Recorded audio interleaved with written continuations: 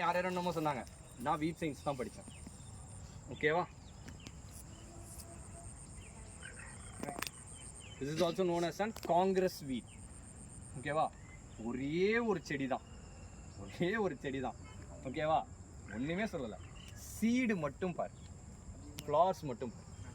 ஓகேவா? எத்தனை பிரான்ச்சு? 1 2 3 4 5 6. ஓகேவா? Aggressive seed protection. ஓகேவா? அக்ரெசிவ்னா என்ன? ஓகேவா? இதில் எவ்வளோப்பா சீடு ப்ரொடியூஸ் ஆகும்? மேக்ஸிமம் எவ்வளோ ப்ரொடியூஸ் ஆகும்? இந்த நெல் ஒன்று ஒரு பேனிக்கல் டில்லர் வந்தால் கூட எவ்வளோ